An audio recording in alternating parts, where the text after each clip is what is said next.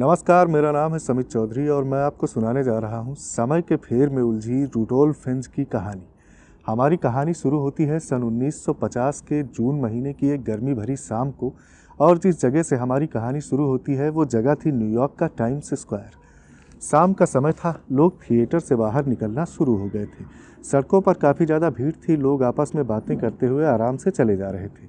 इसी times square के पास एक इंटरसेक्शन था, लोगों के सड़क क्रॉस करने की जगह। इंटरसेक्शन के पास पॉल कर्च नाम का एक पुलिस ऑफिसर खड़ा था। पॉल कर्च इस पूरे टाइम्स स्क्वायर पर अपनी नज़र बनाए हुए था। पॉल कर्च ने घड़ी पर निगाह डाली। 11:15 हुआ था। घड़ी देखने के बाद जैसे ही पॉल कर्च ने सामने देखा तो सामने इंटरसेक्शन के बीचों बीच एक आदमी खड़ा दिखाई दिया, जिसने बहुत ही अजीबोगरीब कपड़े पहन रखे थे। तो ये आदमी यहाँ पर कैसे आ गया था, पॉल कर्च को ये बात समझ में नहीं आई, क्योंकि घड़ी देखने में मुश्किल से पॉल कर्च को 2 या 3 सेकंड का समय लगा था। उन्होंने पहले सामने देखा, फिर घड़ी देखी। घड़ी देखने के बाद जैसे ही फिर से सामने देखा तो ये आदमी अचानक यहाँ पर खड़ा था बीचों बीच इंटरसेक्शन के, और इंटरसेक्शन की लाइट लाल थी। तो ये अजीब तो लगा इनको, पॉल कर्च को, लेकिन ये कुछ करते उससे पहले ही इंटरसेक्शन की लाइट फिर से ग्रीन हो गई। अब जब लाइट ग्रीन हो गई तो लोग फिर यहाँ से गुजरने लगे। इस इंसान के दोनों तरफ से लोग गुजर रहे थे और ये बड़ा हैरान, परेशान, भौचक्का, बदहवास यहाँ पर खड़ा था। ये आसपास से गुजरने वाले लोगों को देख रहा था, सड़क के किनारे लगे हुए जो साइन थे उनको देख रहा था, होर्डिंग को देख रहा था, जो लाइटें लगी थी उनको देख रहा था। ऐसा लग रहा था कि जैसे आदमी कुछ समझने की कोशिश कर रहा है, जैसे इसको समझ में नहीं आ रहा है कि यहाँ पर कैसे आ गया, जैसे अचानक नींद से जग गया हो और अब इसने अपने आप को यहाँ पर पाया हो। तो पॉल कर्च इस इंसान को देख रहे थे। उसके बाद इंटरसेक्शन की लाइट फिर से लाल हो जाती है, लोग गुजर गए थे, इंटरसेक्शन पूरा खाली था, लेकिन ये आदमी अपनी जगह से एक भी कदम इधर उधर नहीं हिला था। ये उसी तरह हैरान, परेशान, भौचक्का खड़ा था और चारों तरफ अपने देख रहा था।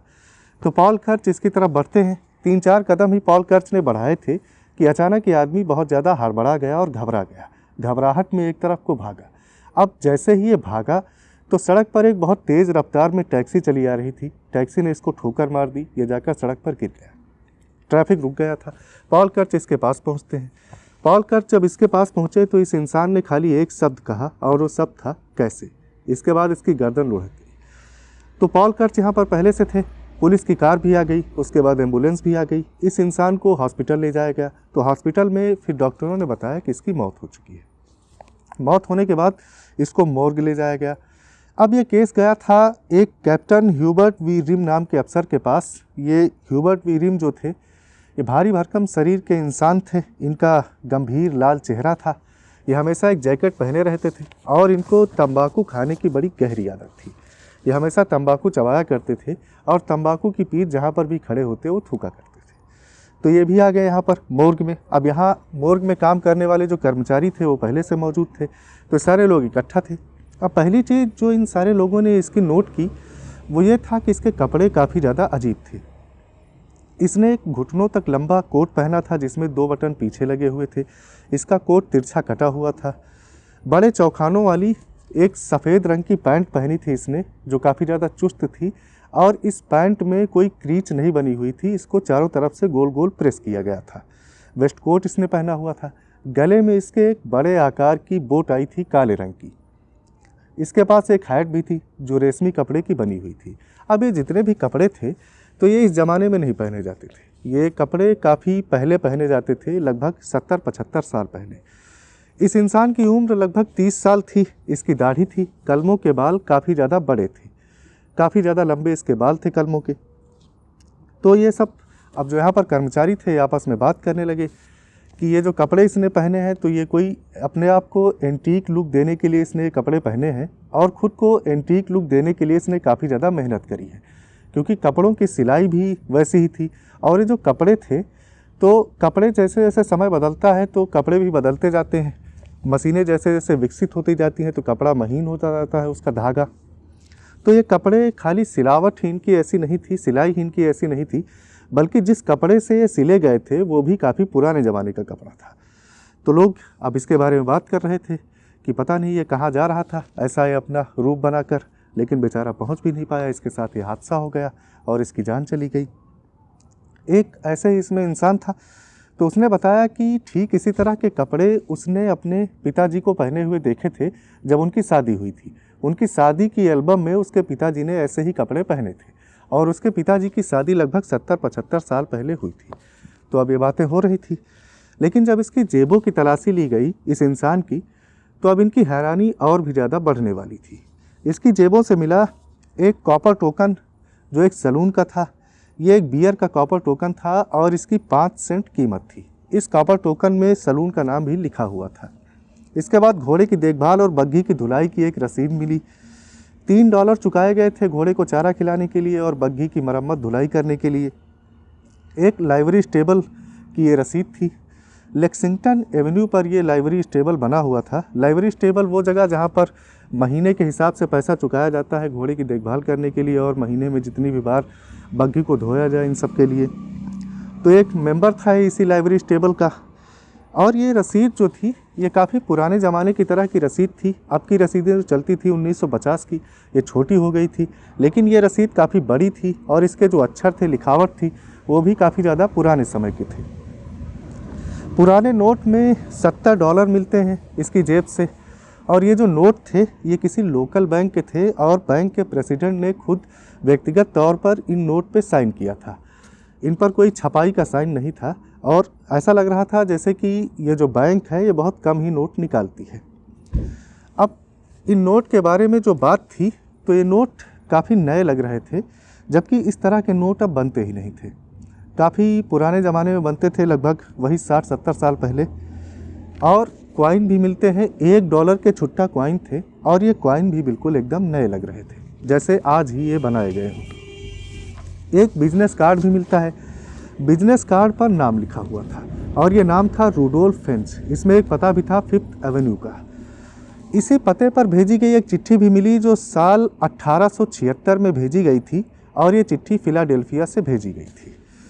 एक 3 लेग्ड रेस में तीसरे स्थान पर आने का मेडल भी था। 3 लेग्ड रेस वो रेस होती है जिसमें 2 लोग दौड़ते हैं, तो उनका दोनों लोगों का एक पाँव आपस में बांध दिया जाता है, तो इस तरह से 3 लेग्ड रेस इसको फिर कहा जाता है। अब ये जो चीज़ें मिली थी तो ये चीज़ें थी तो काफ़ी पुरानी, लेकिन बिल्कुल ही नई लग रही थी एकदम। तो इन्होंने सोचा कि हो सकता है कि ये कोई कलेक्टर है, लेकिन अगर ये कलेक्टर है तो फिर ये इन सारी चीज़ों को अपनी जेब में रखकर क्यों घूम रहा है, इसको अपने घर में रखनी चाहिए। दूसरी बात ये थी कि ये जितनी भी चीज़ें थी इन सबका समय काल एक ही था। ये चीज़ें थी तो पुरानी, लेकिन सारी चीज़ें लगभग 70-75 साल ही पुरानी थी, ना इससे ज़्यादा थी ना इससे कम थी। तो अब ये बात इन लोगों को बड़ी अजीब लगी और 3 लेग्ड का रेस का जो मेडल मिला था तो उसके बारे में ये बात करने लगे कि लगता है कि इसको बहुत गर्व था अपने तीसरे स्थान पर आने का। अब मोर के लोग थे, उनका यही रोज़ का काम, तो आपस में बातें कर रहे थे। तो ये चीज़ें हैरान तो करने वाली थी, लेकिन इनको फिर एविडेंस के तौर पर रखा गया। ह्यूबर्ट वी रिम ने फिर आगे अपनी जांच बढ़ाई, क्योंकि अभी तक कोई पता नहीं चल पाया था कि ये इंसान कौन है, कहाँ से आया, कैसे आया। तो बिजनेस कार्ड पर जो नाम लिखा हुआ था और जो पता लिखा था वहाँ पर ह्यूबर्ट वी रिम फ़ोन करते हैं।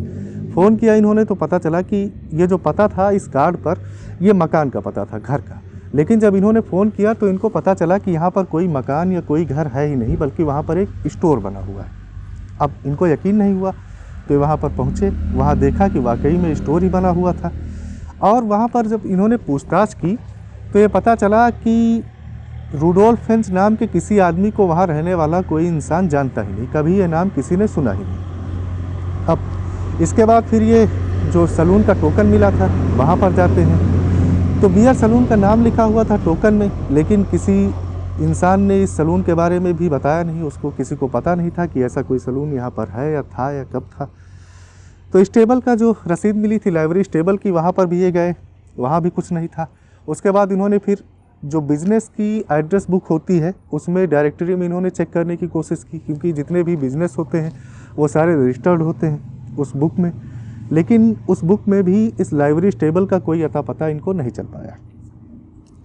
तो इसके बाद फिर अब कई जगह से निराश हो चुके थे, तो इन्होंने सोचा कि फ़ोन बुक में सर्च करते हैं, यहाँ पर रूडोल्फ फिंच का नाम मिल जाए। फ़ोन बुक में भी कोई नाम रूडोल्फ फिंच का नहीं मिला। उसके बाद ये फिंगरप्रिंट इन्होंने भेजे ही थे वाशिंगटन डाटाबेस में चेक करने के लिए। तो वहाँ से फिर इनको खबर आई कि इसके जो फिंगरप्रिंट इन्होंने भेजे थे वो किसी भी इंसान से मैच नहीं किए। वाशिंगटन के डाटाबेस में इस इंसान की कोई जानकारी मौजूद ही नहीं है।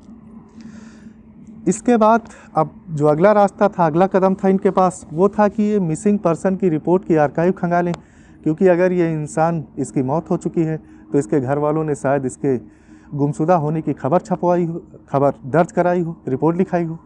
तो इन्होंने फिर मिसिंग पर्सन की रिपोर्ट में भी देखा, लेकिन वहाँ पर भी कोई ऐसी रिपोर्ट दर्ज नहीं करी गई थी। तो फिर ये अब सोचते कि क्या किया जाए। उसके बाद ये फिर से जाते हैं एविडेंस रूम में। वहाँ पर ये जो इसका कोट पहने हुए था और जो ये हैट लगाए हुए था, तो कोट में फिर टेलर का नाम और एड्रेस लिखा हुआ था। तो इस एड्रेस और नाम को लेते हैं, यहाँ पर पहुँचते हैं, पता करते हैं। लेकिन यहाँ पर जो लोग मिले उन्होंने बताया कि ऐसे किसी टेलर को जानते ही नहीं वो लोग। ऐसा कोई टेलर कब था यहाँ पर, रहा था या नहीं रहा था, किसी को पता ही नहीं। हैट में हैट स्टोर का लेबल लगा हुआ था जहाँ पर ख़रीदी गई थी ये हैट, उस जगह पहुँचते हैं। तो वहाँ पर एक बात इनको ये पता चली कि ऐसा जो लेबल लगा हुआ था जिस नाम का, तो ऐसा स्टोर यहाँ पर मौजूद था, लेकिन लगभग 50 साल पहले ये स्टोर बंद हो चुका है। तो अब हर तरफ से इनके हाथ खाली थे। अब ये जांच कर रहे थे, काफ़ी दिन इनको बीत गए थे इस जांच को करने में। फिर एक दिन इनके दिमाग में ऐसे ही ख्याल आया कि पुरानी जो फ़ोन डायरेक्टरी है उसमें जाकर चेक करते हैं, फ़ोन बुक में शायद पहले की डायरेक्टरी में मिल जाए। तो उसमें चेक करना शुरू करते हैं। तो फिर 1939 की अप्रैल महीने में छपी हुई एक फ़ोन बुक इनको मिलती है और उसमें रूडोल्फ फेंज जूनियर का नाम लिखा हुआ था। नाम के साथ साथ एड्रेस भी लिखा था। तो वहाँ पर पहुँचते हैं। ये जो एड्रेस था इसका मकान मालिक कोई और था, उससे मिलते हैं। उसने बताया कि रूडोल्फ फेंज जूनियर नाम का आदमी यहाँ पर रहता था, लेकिन सन 1942 में यहाँ से चला गया। पास में ही एक बैंक था जिसमें वो काम करता था, उसके बाद रिटायर हो गया और चला गया 2 साल बाद। तो फिर जिस बैंक को बताया था मकान मालिक ने, वहाँ पर ये पहुँचे तो बैंक वालों ने बताया कि 1940 में रिटायर हो गया था, लेकिन 5 साल पहले इसकी मौत हो गई। इसकी एक पत्नी अपनी बहन के साथ फ्लोरिडा में रहती है, तो उसका नाम पता सब कुछ इनके पास था, वो दिया इन्होंने रिम को, ह्यूबर्ट को। इसके बाद ये पहुंचते हैं वहाँ पर जहाँ पर इनको पता चला था कि इस रूडोल्फ फेंज जूनियर की पत्नी अभी भी रहती है अपनी बहन के साथ। तो वहाँ पहुँचे तो इनको जो कहानी सुनने को मिली, तो उसने इस केस को सुलझाने के बजाय और भी ज़्यादा उलझा दिया और इनको काफ़ी ज़्यादा हैरानी हुई। ऐसी बात उस महिला ने बताई जिस पर इनको यकीन करना काफ़ी ज़्यादा मुश्किल लगा। उस महिला ने बताया कि उसके पति का नाम था रूडोल्फ फेंज जूनियर, लेकिन उसके पति के पिता का नाम था रूडोल्फ फेंज, और ये एक रात घर से बाहर टहलने के लिए गए थे और दोबारा कभी वापस ही नहीं लौटे। लेकिन जिस रात ये टहलने के लिए गए थे वो सन 1976। 1976 की एक शाम को इनकी एक आदत थी कि ये खाना खाने के बाद सिगार पीते थे, लेकिन इनकी जो वाइफ थी रूडोल्फ फेंज की, इस महिला के ससुर की, तो उनके घर में एक पर्दे लगे हुए थे और उनको लगता था कि इनके सिगार का धुआं पर्दों में भरता चला जा रहा है, जिससे एक अजीब सी स्मेल आना शुरू हो गई है। तो रूडोल्फ फेंज की पत्नी ने इनको कहा कि आप बाहर सिगार पी लिया करें। तो ये फिर बाहर जाने लगे। इन्होंने सोचा कि खाने के बाद थोड़ा टहलना भी हो जाएगा और टहलते टहलते सिगार पी लेंगे, वापस आ जाएंगे। तो इनका ये रोज़ का काम था, कोई नई बात थी नहीं। तो इसी तरह ये जून महीने की 1976 में एक शाम थी, तो ये निकले अपने घर से खाना खाने के बाद सिगार पीते हुए। उसके बाद फिर इनका कभी कोई पता चल ही नहीं पाया। इनकी मिसिंग पर्सन में रिपोर्ट भी दर्ज कराई गई और इनकी जो पत्नी थी रूडोल्फ फेंज की, उसने इनको ढूंढने में काफ़ी ज़्यादा पैसा भी खर्चा किया, लेकिन कोई भी मतलब उसका नहीं निकला। तो अब ये बात इस महिला ने बताई थी। उसके बाद इसने फ़ोटो भी दिखाई, क्योंकि एक पुरानी एल्बम थी जिसमें फ़ोटो लगा हुआ था रूडोल्फ फेंज का। तो इन्होंने देखा फिर ह्यूबर्ट ने, और ये जो फ़ोटो था और जो आदमी मिला था, दोनों की शक्लें बिल्कुल एक जैसी थी, दोनों एक ही इंसान थे। तो अब इनकी समझ में नहीं आ रहा था कि ये क्या हुआ। यहाँ से खैर ये वापस चले आते हैं। वापस आने के बाद ये फिर जाते हैं, इसी आर्काइव को तलाशते हैं 1876 में जो दर्ज की गई थी। तो इनको फिर यहाँ पर एक मिसिंग पर्सन की रिपोर्ट भी मिलती है रूडोल्फ फेंज के नाम से। अब ये जब गायब हुआ था, तो ये जो रूडोल्फ फेंज जूनियर था ये 2 साल का था तब, और इसके बाद अब इतना लंबा समय बीत चुका था, रिटायर भी हो गया था, इसकी मौत भी हो गई थी। तो ये जो बात थी कि 1876 में गायब हुआ इंसान 1950 में आखिर पहुंचा कैसे, तो ये कहानी बड़े लंबे समय तक चलती रही। अब इसको लोग टाइम स्लिप की घटना एक टाइम ट्रेवल के तौर पर मान रहे थे। फिर 2000 में एक स्पेनिश मैगजीन में छपती है और इस मैगजीन में इसको एक सच्ची घटना के तौर पर छापा गया था। एक क्रिस ऑबेक नाम के रिसर्चर थे, इन्होंने इस घटना को पढ़ा मैगजीन में, तो इन्होंने सोचा कि इसके पीछे पड़ताल करी जाए कि इस इतने लंबे समय से कहानी होती चली आ रही है तो इसमें कोई हकीकत भी है या कोई और बात है। तो खैर इन्होंने फिर इसकी जांच करना शुरू किया। जांच करने में पता चला कि सन 1972 में एक जर्नल छपा था, जर्नल ऑफ बॉर्डरलैंड रिसर्च नाम की मैगजीन छपी थी, उसमें एक सच्ची घटना के तौर पर इस कहानी को छापा गया था। तो इनको ये पता चला। इसके बाद इन्होंने अपनी जांच और आगे बढ़ाई। आगे इनको पता चला कि 1953 की एक किताब a voice from the gallery, जिसके लेखक राल्फ यू हॉलैंड थे, उन्होंने इस कहानी को लिखा था और अपनी किताब में छापा था। तो ये अब इनको पता चला, तो इनको लगा कि ये कहानी है और एक किताब में किसी लेखक ने लिखकर छाप दी थी, उसको बाद में सच्ची घटना बताकर फिर पेश किया जाने लगा। तो इनको लगा कि इनकी रिसर्च पूरी हो गई है। 2001 के अगस्त महीने में फिर ऑबेक ने अपनी रिसर्च पब्लिश करी। जब इन्होंने पब्लिश करी रिसर्च तो इनके पास एक फ़ोन आता है। फ़ोन में बताया गया कि इस कहानी का जो स्रोत है वो और भी ज़्यादा पुराना है, 1953 से भी ज़्यादा पुराना। एक दूसरा रिसर्चर था जो इसी केस पर अपनी जांच कर रहा था, तो उसने बताया कि ये कहानी असल में 15 सितंबर 1951 में एक कॉलियर मैगजीन छपी थी, उसमें से ली गई है। इस कहानी का नाम था आई एम स्केयर्ड और इसके लेखक थे जैक फिनी। ये एक शॉर्ट स्टोरी थी, लघु कथा। तो यहाँ से फिर ये कहानी ली गई और इसको सच्ची घटना बताकर पेश किया जाने लगा। तो अब जो लोग थे उन्होंने कहा कि ये कहानी है, लेकिन इसके पीछे एक राज था कि जो ओरिजिनल कॉपी थी इस कॉलियर मैगजीन की 1951 सितंबर महीने की, तो इसका कभी कोई ओरिजिनल प्रिंट नहीं मिल पाया, ओरिजिनल कॉपी कभी इसकी मिल ही नहीं पाई। तो तमाम लोग मानते थे कि ये जो बात कही जाती है कि कॉलियर मैगजीन में जैक फिनी की लिखी हुई कहानी आई एम स्केयर्ड छपी थी, तो ये कवर अप के तौर पर इसको गढ़ा गया था और हकीकत में रूडोल्फ फिंच की घटना हुई थी। लेकिन वही सवाल कि ये था क्या। अच्छा, इसके पहले एक और चीज़ आई थी कि 2007 में जब ये बात हो गई कि ये इनके कॉलियर मैगजीन से ली गई है कहानी और ये एक लघु कथा है, जैक फिनी ने इसको लिखा है अपने काल्पनिक तौर पर। उसके बाद 2007 में इस कहानी में एक और मोड़ आता है। एक और रिसर्चर था जो बर्लिन के न्यूज़ आर्काइव में ये खोज कर रहा था इसी कहानी के सिलसिले में। फिर इसको एक अखबार मिला, ये अखबार 1951 का था। ये जब कहानी छपी थी कॉलियर मैगजीन में, उससे कुछ महीने पहले का अखबार था। तो इसमें इस घटना के बारे में लिखा हुआ था इस अखबार में, और इस अखबार में ऐसा कहानी के बारे में कुछ भी नहीं छपा था, इसमें इसको एक सच्ची घटना के तौर पर छापा गया था। अब ये जो कॉलियर मैगजीन की बात थी इसके कई महीने पहले की बात है और इसमें जैक फिनी या किसी भी लेखक का कोई भी मेंशन नहीं था। तो ये एक अखबार ने एक ओरिजिनल स्टोरी के तौर पर इसको, ओरिजिनल खबर के तौर पर इसको छापा था। तो अब ये मामला और भी ज़्यादा उलझ गया था। तो अब लोग कंफर्म नहीं कर पा रहे थे कि ये कहानी है कि हकीकत है। अखबार में भी छपी है और कहानियों में भी छपती आई है। अब ये जो ह्यूबर्ट वी रिम थे, इनके पीछे फिर लगे लोग इनका पता लगाने के लिए कि ऐसा कोई अफसर कभी काम करता था कि नहीं करता था, तो ये भी नहीं मिले। तो अब दो तरह के लोग हैं, कुछ लोग मानते हैं कि ये हकीकत थी, कुछ लोग मानते हैं कि ये कहानी थी महज बच्चों की और इसके अलावा कुछ नहीं थी। लेकिन ये था क्या? तो इसको कहा जाता है कि ये एक टाइम स्लिप की घटना थी।